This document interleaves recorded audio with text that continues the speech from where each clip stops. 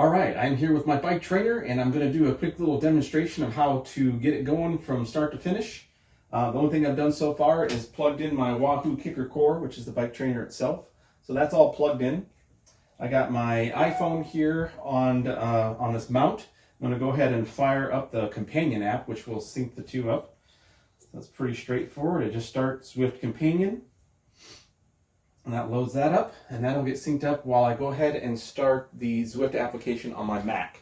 And that will be the main screen that I look at while I'm riding. So I'm going to go ahead and start that up now. Hitting Zwift. And as you can see, there's the little login screen. We'll go ahead and hit Let's Go. That will go ahead and load the application up. And then it will log me in. Doesn't take too long to load here. Go get a towel. Yep, I got one.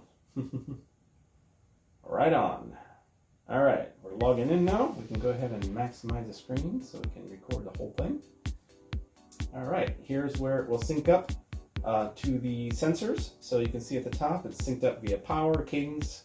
It controls resistance. The only thing that's not synced up is my Apple Watch, which I have to start back up again. So in the meantime, we can go ahead and hit OK and pick a route. So you got 3 different worlds to choose from here. I'm just going to pick a short little route, 4.7 miles. That shouldn't take very long. Actually, let's look at Innsbruck and see how many. There's a short one here to do. The check marked ones are the ones that I've got the route badge for. Let's see if there's a short one you want to do. You want one just like a couple, 3 miles or something. I don't even know if they have one in here. That's short. Those are all long ones. Volcano circuit clockwise. Yeah, it looks like they're all about 4 miles on up. So let's just go ahead and do that one in Richmond. So the Fan Flats, 4.7 miles. We'll go ahead and start the ride here. And nothing will actually start the ride itself until I start pedaling. So, and we also want to make sure that my Apple Watch is synced up for the heart rate. Alright, so here's the main screen for Zwift when you start a ride, and you can see there's a whole bunch of other people starting here at the same spot, and there's other people riding on the roads.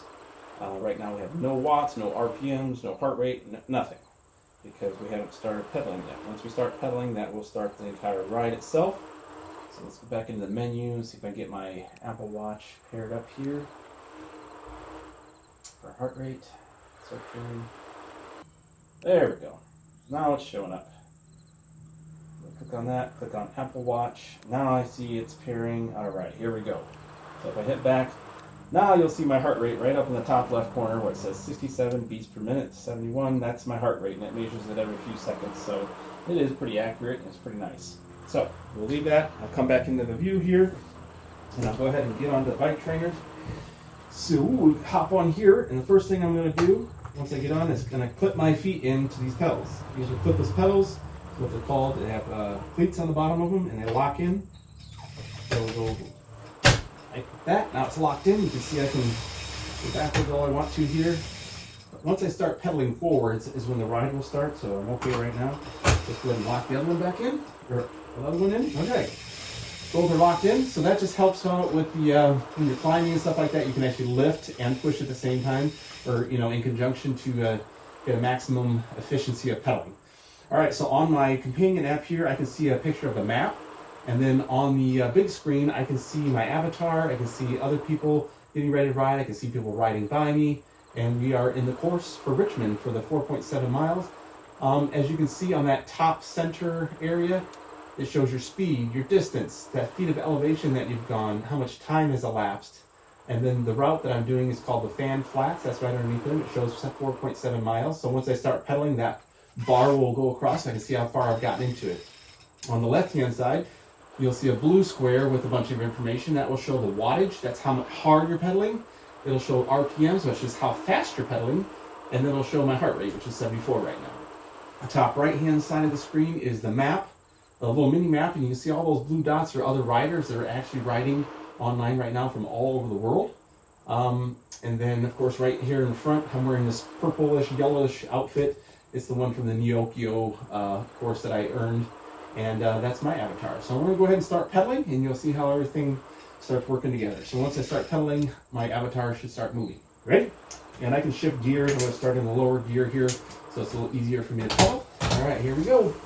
There's a little about 1 second delay or whatever before you just start pedaling, before you start moving. And of course, your legs don't match up to the legs in the avatar, but the speed and everything is pretty accurate, not counting in like wind resistance and stuff like that. So I'm just pedaling pretty easy right now, doing about 130, 140 watts, somewhere in there, 120, and that's pretty easy pedaling. Okay, so when it shows my RPMs over there is 70, that's about 70 revolutions per minute that I'm pedaling, and my heart rate's gone up to 100 already. So everybody's passing me up right now because I'm pedaling really slow, just to kind of get warmed up and get going. So you can see on the top screen in the middle, I'm doing 12 miles an hour right now. I've gone 0.1 miles, and I have a slight elevation. You can see over on the right, it shows 1% grade on the little mini map. That'll show when you're going up a hill or not. And let's see, almost 1 minute has elapsed. So I'm gonna go ahead and kick it up a little bit, kick it into a higher gear. So it actually shifts gears on my bike, which is pretty cool. So it makes you feel like you're really shifting and everything, which you are. And there's a little bit of bike noise, just like when you're riding outside or whatever. On the mini map, I can see where I'm at. I can give thumbs up to people nearby. I can, what else can I do? I can change this viewpoint. So right now, my camera is centered right behind me. If I hit it once, the camera will go like way down below by the ground. Hit it again, it'll do a side view. So that's me with the red bike. And there's the camera in front of me. And this is more of like a cinematic camera. We'll show different angles, like a camera on the side of the road or something. Some of them are okay, some are kind of stupid. It gives you a different viewpoint. And then this one is just the view ahead of me without me in the picture at all. And then we'll go back to that one. That's the standard one right here. Okay, on the bottom left-hand side of the screen, you see a little graph with blue and green and gray. That shows the amount of power I'm putting in compared to like my FTP, which is the most I can pedal like for 20 minutes or an hour long. It's a functional threshold power. And the blue is like endurance, which is more just like a light pedaling. You know, you're pedaling, but you're not pushing real hard. Green would be tempo, which means you're going pretty good speed, but you're not like pushing to that threshold. And then yellow and red would be like you're really pushing and you're pedaling hard, putting a lot of watts in. And you can tell I'm just slightly winded right now because I'm doing all this talking while I'm pedaling, but this is actually pretty easy pedaling for me. So let's kick it up a little bit and I'll show you how that graph changes. I picked up to a little over 200 watts here. You'll see that graph start turning yellow and red.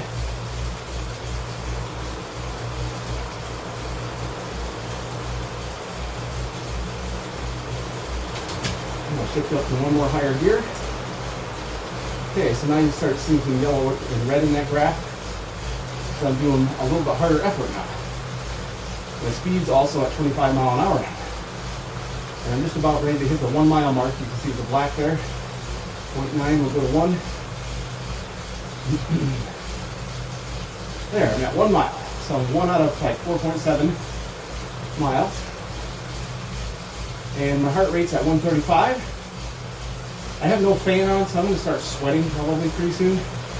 I'm actually kind of going to kick it down just a little bit so I can talk comfortably. So I'm going to shift down one gear and just pedal at a really nice, easy pace.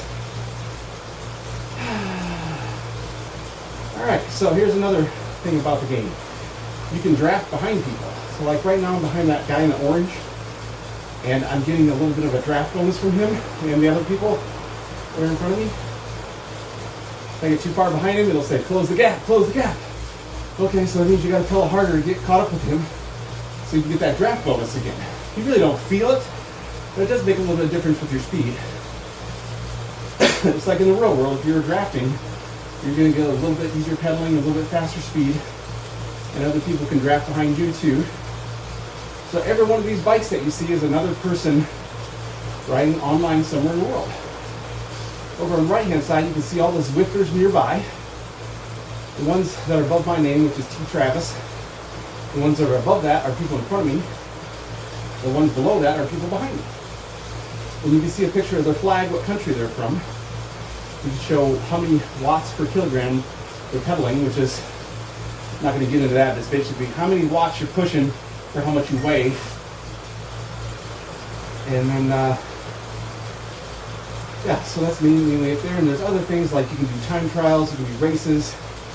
There's different segments that you can try to do sprints and all that kind of stuff.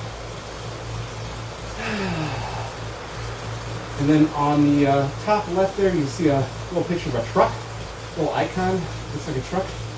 That's a drafting truck. So if I hit that, I get a little bit more of a drafting boost if I'm behind people. So if I catch up with these guys in front of me, they'll just boost me a little bit more. It's all very minor stuff. You wouldn't want it to drastically affect the game, but it's just like little perks and bonuses, things like that. And they only last for a little while. So we're riding in Richmond right now, which you can see is kind of that cobblestone or some kind of brick roads. So the surfaces that you're riding on do change the pedaling dynamic a little bit. You know, it's a little bit harder to pedal on dirt or gravel or different kinds of roads. It's a little easier to pedal on cement or blacktop. There's different kinds of bikes you can use. So that's pretty much it. I'm at 2 miles now, so I'm not even halfway yet. I'm going to kick it up a little bit. Turn my fan on now. I'm going to start sweating here if I kick it up. If I kick it up really high, I can actually stand up and pedal and do a sprint. There's about 400 or 500 watts here. 27 miles an hour. So you can do that. Woo! Or if you're climbing uphill, sometimes you have to stand up too to pedal like that. Just like really push and pull. And that's where the cleats come into play. You can lift, pull, lift, push for each pedal. So, and you can have friends, you can follow people in here. There's some very famous people that do Zwift on YouTube that you can follow. Someone just gave me a thumbs up. It's cool. And give them a thumbs up, or anybody near me. You can earn different bikes, and like I said, helmets and jerseys and socks and shoes, different wheels, all that kind of stuff, which just makes it kind of fun. Yeah, I'm hot now. I'm starting to sweat a little bit. My arms are getting clammy. And I start using this towel. I start wiping my face off, my arms off. And sometimes you really do get sweaty, but if I had the fan on right now, I wouldn't be sweating. So I'm not really pushing that hard yet. My heart rate's at 144, which is pretty much a tempo pace for me. Which means I'm pedaling, but I'm not like pushing hard. I'm not like just casually pedaling either. My heart rate maximum is around 180, 185, somewhere in there. So when I do a max effort, like a big sprint or a big hill climb where I'm really pushing hard, I get up in the 170s or around 180, 185 sometimes. Can't keep that up for too long. But for a good, decent workout, 140s, 150s for a heart rate is pretty good. 160s once in a while for a little sprint. And then for like an endurance ride where I just want to pedal but not like work hard, just kind of recovery or whatever, my heart rate will stay like in the 120s or 130s. So I like seeing all that data. That actually is pretty accurate and helps you with your fitness because you know what zones to train in. Like one day I might train in the threshold zone, which would be like 150s, 160s for my heart rate. And the wattage would be like around 200 average. And then one day I might just do an endurance ride where heart rate stays in the 130s and my power stays in like 150, 60, something like that. So we got a 2% grade right now, so I can actually feel that. So I have to push a little harder or switch gears. It's not much because this is a pretty flat route. That's why it's called the fan flats. But there are some hills that are pretty tough. You know, like 15, 20% grades in here. And those are really tough. You really go slow. You might average 5 miles an hour if you're lucky. So that's pretty much it for Zwift. There's a lot of other nuanced stuff that I'm not going to go into with this video. But basically, you need a smart trainer, which they can range in price anywhere from $500 on up for a decent smart trainer. You can use like a spin bike or a smart bike doesn't use your real bike. You can do that also. But I like the feel of using a real bike. So that way it translates to the outdoor rides pretty easily. And like switching gears. It just makes it more realistic. Anyway, you need a bike trainer. And then you need the Zwift app. You can just use the app on your phone, not even use a computer if you want to. And you would just turn it sideways and look on the screen here. You can also use the Apple TV or an Android phone. Works on a lot of different platforms. You do have to subscribe to it, which is like, I think it's $15 a month for a subscription. But I use it a lot, so it's worth it in the wintertime especially. You can pause your subscription in the off season. So yeah, there's a lot of, and then it syncs up with Strava when you're done, so you can see all your routes, just like you would do in outdoor rides. And they count towards your fitness on there and your mileage.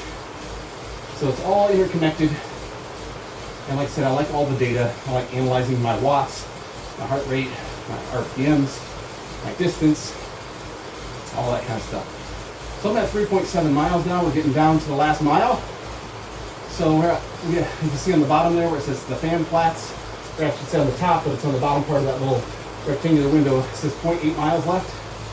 So I'll keep going down. When I get down to like 0.2 miles, I'll kick it and do like a really hard push at the end. And then we'll stop the video because I'm going to be sweating profusely by then. Without the fan on, this is really hot. And I can't really reach it from here. I could get off my bike, but if you stop, you gotta push to get that going again. I'm just not going to do that right now. And I will use this towel. Woo. So you can pedal no-handed, obviously, because it's all balanced, which is kind of nice. And yeah, I'm wearing my jersey because it just kind of wicks the sweat a little bit and they're a little cooler, even though I'm not outdoors. Yeah, I might get a drink here too. Just got a little bit before we get to the end. You gotta make sure you drink a lot while you're riding. And on longer rides, I actually have to bring something to eat. So I might eat a banana or something sugary or something with electrolytes. Because when you sweat, you lose salt and electrolytes and stuff. So you gotta replenish that on a longer ride. If you're doing more than an hour, you really want to bring something to eat with you, whether you're indoors or outdoors. Okay, we're at 0.4 miles. I'm gonna go ahead and take it up a little bit here. Stay above 200 watts. Like I said, my FTP is about 220, which means I can sustain 220 watts for about an hour. That would be like pushing it. But usually I'm averaging like 180 to 200 on most of my rides. You don't usually going to do an FTP ride every time. Okay, we're at 0.2. Let's go. 900 feet. 800. 600. I'm going over 300 or 400 watts here just to finish out the route. I can do that for about a minute. There's the finish line. And done. Now I should get a route badge here. Route complete. I can do a screenshot from my phone so I can upload that to my Strava. Alright, that's it. Now if I stop pedaling, I'll unclip. My avatar will stop pedaling. Whew, heart rate got up to 160 something. Just for that little sprint I did at the end. Alright, so he stopped. And the timer stops. From here, you just go to the menu. I'll show you a graph of everything. I'll show you where my heart rate was on the right hand side. I kept it right in the green and yellow, which is tempo. Whew. And blue would be endurance. yellow, red, threshold, I forget what the other ones are called, anaerobic, blah, blah, blah, blah. Power distribution over here on the left. And it shows some stats compared to other rides and things like that. So I hit end ride, and it'll show the route that I did, how many miles and all that, how many calories I burnt. So then I hit OK, and then I just hit save, and that will save it to Strava, and it will finish the ride. So that's pretty much all there is to using Zwift and the bike trainer. It's really nice, and I really like it for the off season. It does not compare to riding outdoors. There's nothing like riding outdoors on a real bike in the real weather in the real world, but it's definitely the next best thing. And it's much better than for me than just riding like a regular exercise bike. Even those ones that have like videos that you can watch and stuff like that. It's not the same as riding with other people in the world. You can actually do voice chat and stuff like that if you set up in Discord or something like that. I don't do that, but it's nice knowing there are other people to ride with. You can ride with other people in a group ride, like to do a certain route or do a certain race or something like that. You can also, like I said, ride with a pace partner, which is just an artificial intelligence biker that you follow, and he's got like a neon bike and everything, and he's got like a glowy thing over his head so you know to follow him, and you just try to keep the pace with him. It makes it a little bit more engaging than just riding on your own. You can try to tackle hill climbs and mountain climbs. I did a mountain climb a couple weeks ago all the way to the top of this mountain in France, which was really cool. It's 5,000 feet of elevation, and it really makes you do the work that you would have to do if you were doing that mountain climb. Now, you don't get the elevation effects like the breathing and the air quality and stuff like that. You don't get all that stuff, obviously, but the actual wattage that you have to put in to ride up that mountain, you actually have to do that. So, you know, it is good for training. Anyway, that's it for Zwift and the bike trainer, and I would highly recommend it for people who really are into fitness or want to do something more interactive than just like a regular exercise bike or treadmill. So anyway, lots of fun.